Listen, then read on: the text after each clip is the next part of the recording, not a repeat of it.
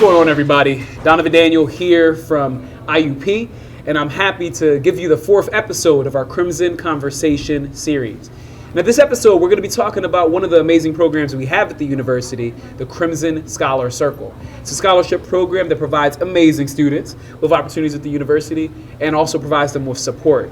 So I have 4 Crimson Scholars here, and they're going to introduce themselves, and we're just going to have a casual conversation about this amazing program. I want to start to my left. Go ahead and introduce yourself and maybe one fun fact about you. My name is Majan Clark. This is my sophomore year. I'm a psychology major, and last year I was a mentee, but this year I'm a mentor. Probably a fun fact, I play the game. Love playing the game. You play the game. What game? What game? PS5, PlayStation. Okay. All right. Fair enough. All right, so we'll ask the rest of you what game system you play, I guess. But go ahead and introduce yourself. I don't play the game. No game? My name is Gabrielle. I go by Gabby. I'm a criminology major with a forensic biology minor. I'm cohort 1. Okay. A fun fact, I be chilling.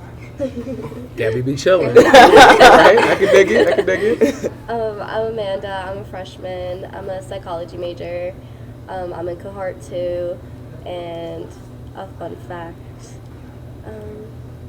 I live on a farm.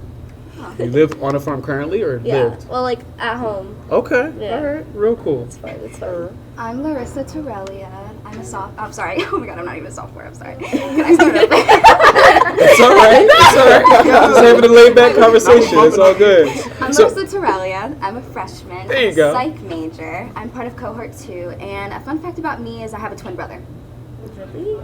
I do. Really? I don't think anybody knew that I have a twin brother. He doesn't We're just go revealing. Yeah. Okay. All right. We're revealing stuff on this conversation. So, the Crimson Scholar Circle program has been around for 2 full years as of May.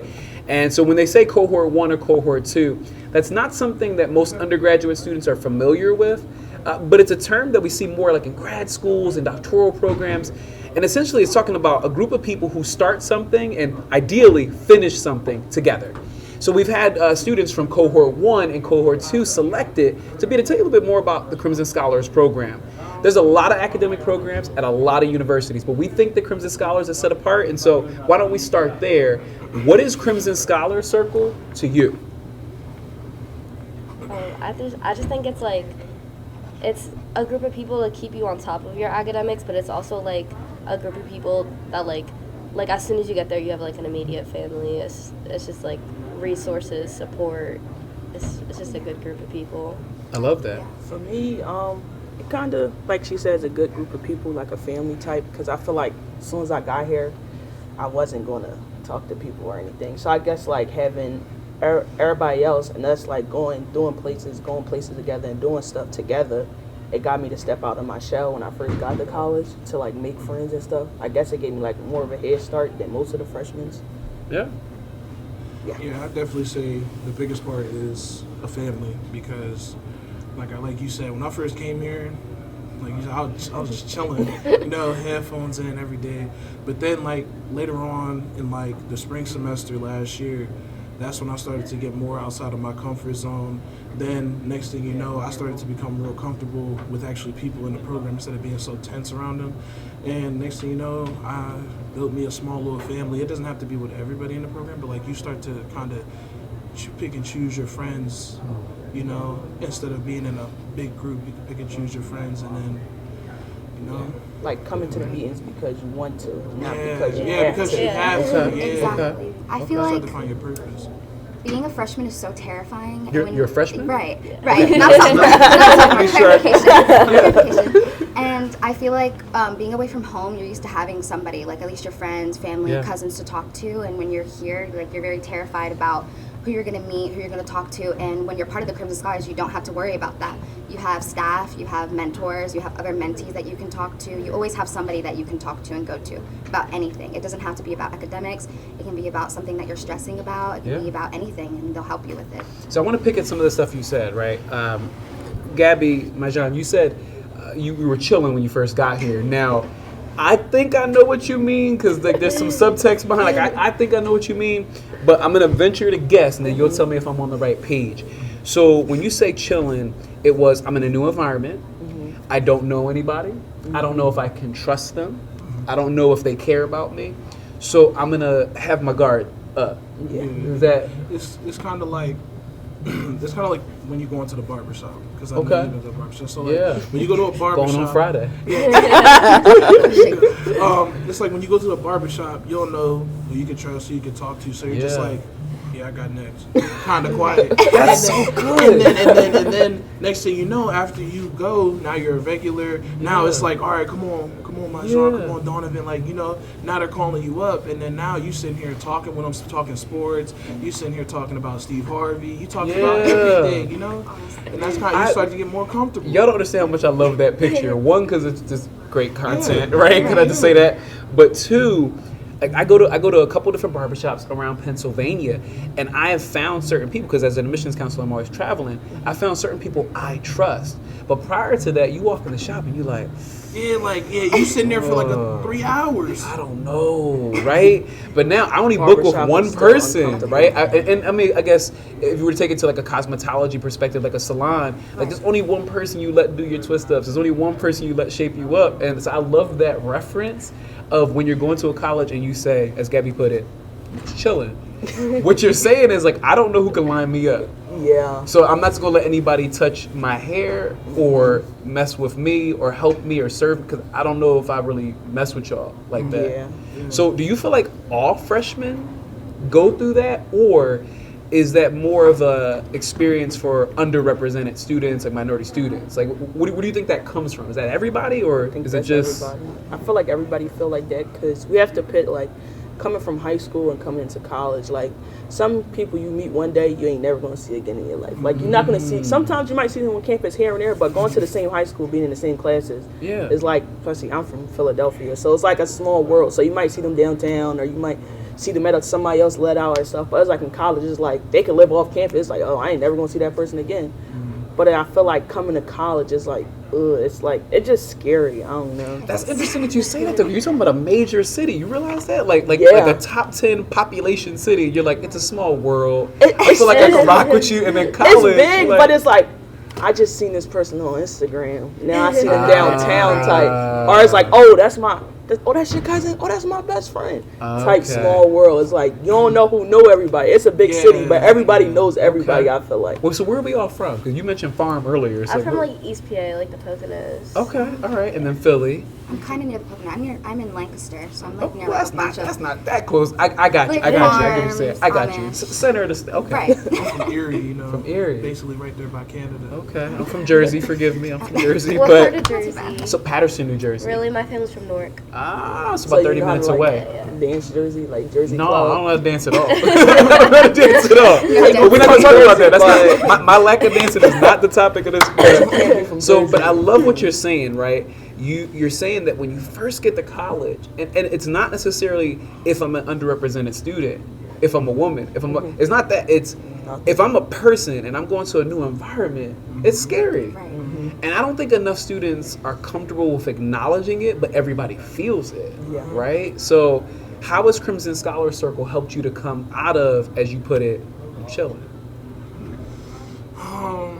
I feel like for me it was like probably one big incident where, like, you know, because when you're in college, your mental health, like you start to become grown. Yeah. You know, so your mental health is not always going to be there. There's going to be days where you don't feel good. There's days where you don't want to come to the meeting. And I think it was like 2 or 3 weeks in a row where I did not come to the meeting, barely was going to class, you know. And I just thought that I was going to come back in the meeting and nobody was going to remember me. But Dr. Turner was the one like, my Jean, about time you came back.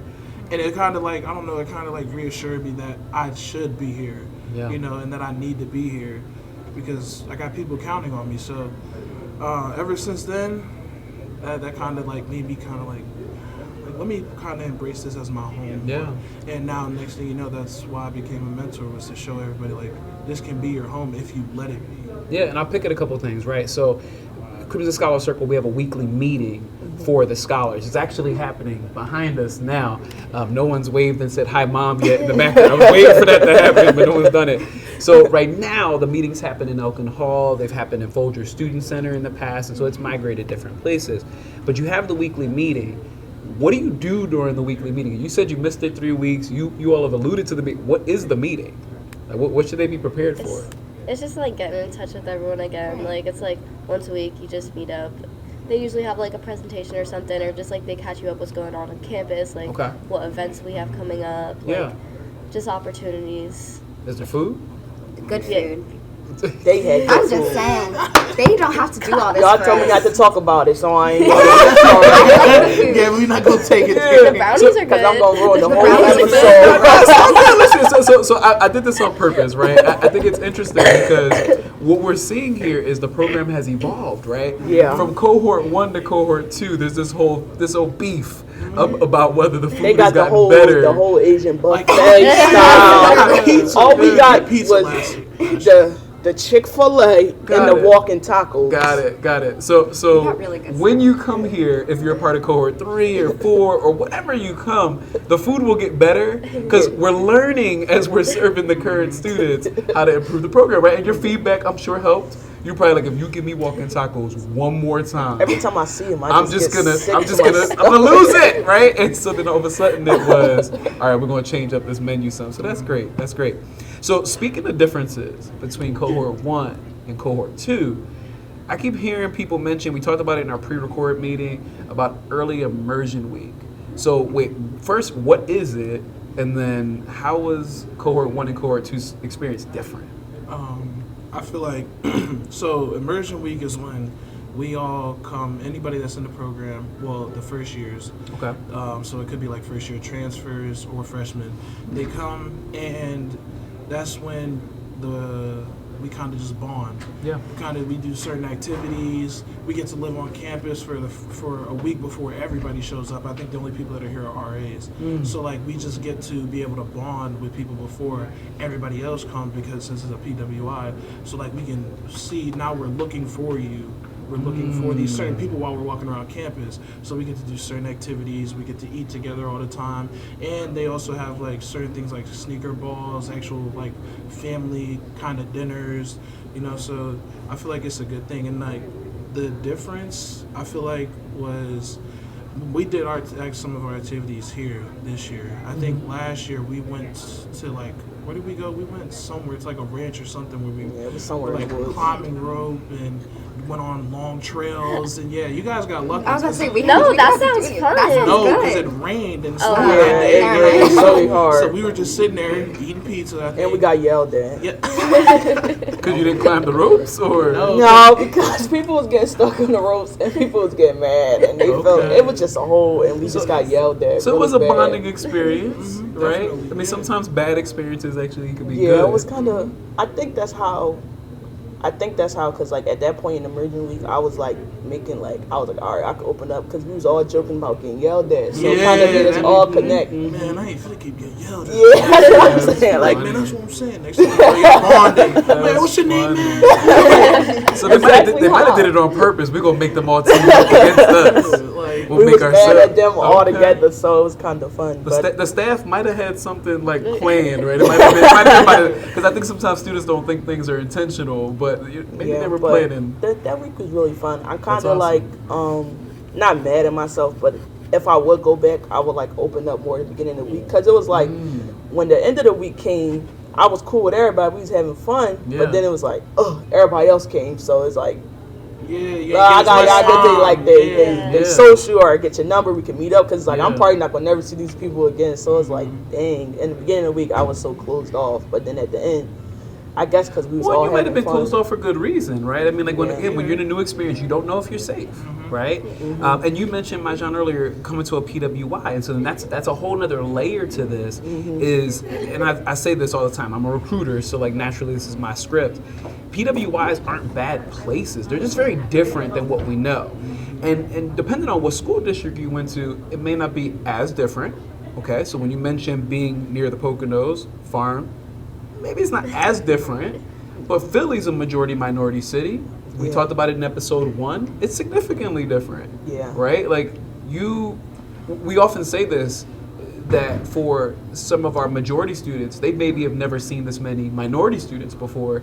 But on the flip side, as a minority student, you're going, wait a minute. I wasn't a minority in my city. In my city, there was plenty of me. We was in the majority. We kind of ran stuff a little bit, and now I'm here, and I feel different. I feel isolated. And it's not necessarily that PWIs are bad. It's just an adjustment. So for cohort 2, your early immersion experience was totally different. Tell me about that. You had steak, right? Because that's what they're mad about. We actually had like sushi. No, we had we had Steak. Good food. stuff. No, Okay. But other than food, what else did you get? It was the same thing. Like when I found out I had to come a week before welcome week, I was scared. I cried. I cried for like 3 days before I had to come here. I was like, Mom, I'm not ready. Like I'm not gonna make friends. I'm scared.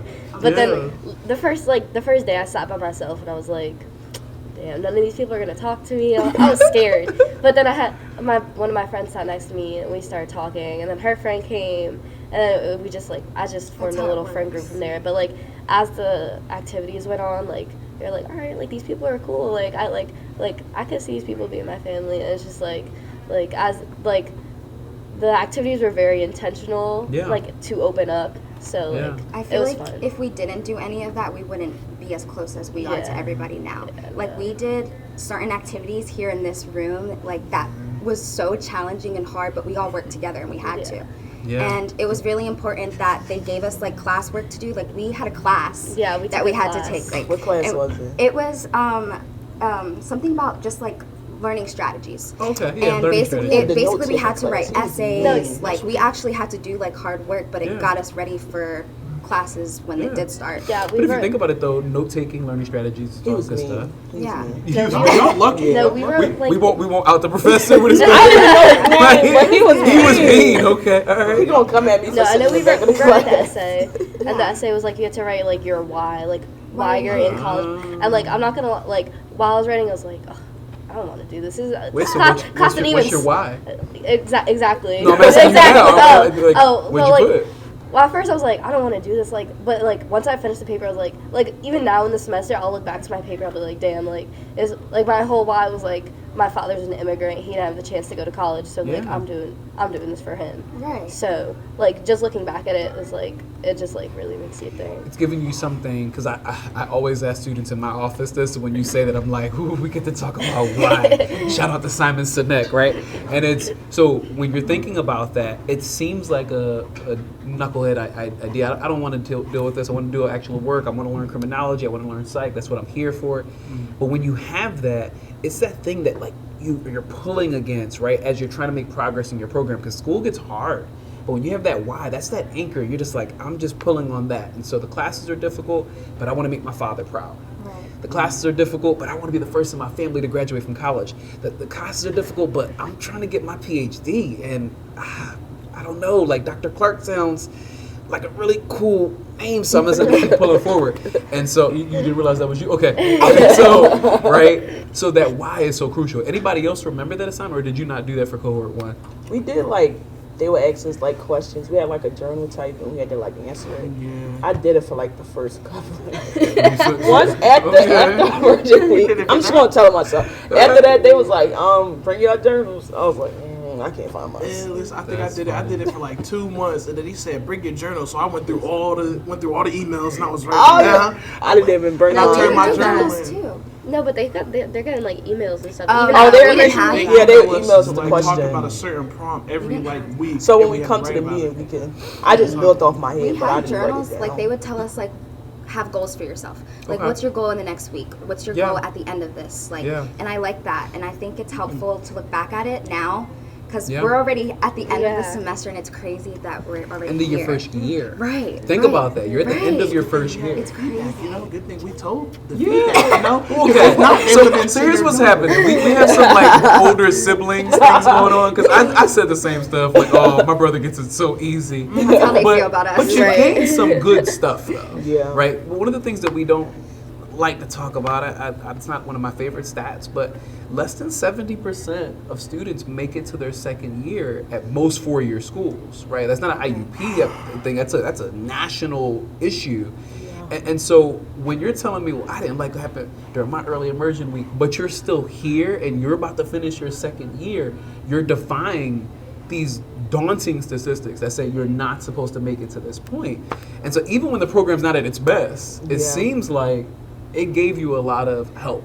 Yeah. It didn't do the work for you. You got to put in the work, right? Yeah. But it seems like it gave you a lot of the tools you needed. I'm still in touch with people. Yeah. I'm still in touch with those people that went home, because it's like a lot of the people. I think we started with like 74 or something like that, and then after like the first 2 weeks, it went down to like 60 because everybody was leaving. But I still keep in touch with those people. Yeah. I still be trying to encourage them to come back. Yeah. Like, she was better. Yeah. Better. I got a friend that left and I got him coming back next semester. That's awesome. Yeah. That's awesome. Again, college is not for everybody. Yeah, that's what I It thought. sounds weird to say that in an admissions it's video, not. but it's true. It's just, it's not. And a lot of you were drilled with that message. But if you're going to be here, you want to be successsul. And if you want to be successful, programs like the Crimson Scholar Circle helps. Yes. Right? Give you a lot of So connections. let's talk about this, right? I kind of want to wrap the conversation up, and I think I told you this earlier, with why should somebody be a part of the program. Now, you took us down a path that I think is a little bit different. You mentioned students that were here that are no longer here. So as we're given this, why should you be a part of it? Shout out to why. As we're doing that, think about a person who maybe is not a part of the program anymore. Think about a person who maybe is not showing up to the meetings. They've missed 3 weeks and they don't know that they're noticed. Think about a person who's not on campus altogether because they're not a college student yet. Why should somebody want to be a part of the Crimson Scholar Circle? I ain't gonna lie, that was good. He gave a whole conclusion and I'm good at what I do. I'm good at what I do. Go ahead. Had to be an English major. Going back to like Exercise science. family, big one, but like you have to have somebody. You have to have a support system. Yeah. If you don't have a support system, it's gonna be hard to succeed in doing anything. So like you have to have a team behind you or a family, and that's a big reason why I stay here, is because I know that if I'm not on my game, they're gonna tell me about it. Yeah. And it's the same way around, because we're gonna keep pushing each other, because we want to see more Black excellence and excellence all around campus. So I love it. I feel like it's just like like you said, our own little family, and it helped me like so much. Like I can go to one of these, or the staff, or one of these adults, even one of y'all, like, oh, I need help with this problem, or if I got a problem in psych, I know he a psych major. Like I can go to Dr. Turner, like I need help with my bill and stuff like that, or I'm having this problem, I'm not really feeling it. Like it even connect me more to, let's say, Muscle or Elkin, because it's like now that I'm connected to them, even though I'm in the Crimson Scholar, I can go and tell Miss Les about my day or something, or I come in here, I work here, so I feel even more connected. It just feel like, it's like that saying, like, it's not about what you know, it's about who you know. It just like, I feel like it project that so much, because it's like my connection is only getting bigger and bigger. I feel like, but if I was like not in the program and I came just as a freshman, I feel like I wouldn't have been as connected to the campus as much as I am now. I feel like. Yeah. Ladies?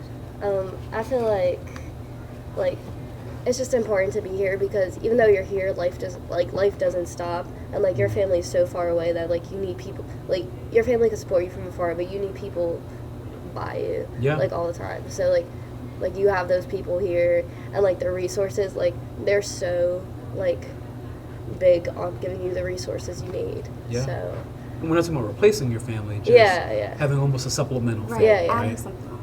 Yeah. I feel like it's not even, it is, they help us, it's like a family, they help us with academics, but it's more like they help us with our future. Like it's not just about now, it's our future as well. Like they give us networking opportunities, like saying what she said, like connections and stuff like that. Like they don't have to do any of that for us, but they choose to. And I also believe like if you want to be part of the Crimson Scholars, you have to put in the work too. You can't just have everybody doing it for you. Like, they're going to push you, but there's going to be a point where they're not going to push you if you don't want to do it. Like, you can't push somebody to do something. Like, you have to make yourself do it, too. Yeah. Yeah, like I didn't start taking advantage till like probably like this semester. Same. Like last semester I did like slack off a little, but like this semester I'm like, okay, like showing up to the meetings and like doing what I need to do. And there was grace, I'm assuming, for the fact that you didn't take it that serious in your first semester.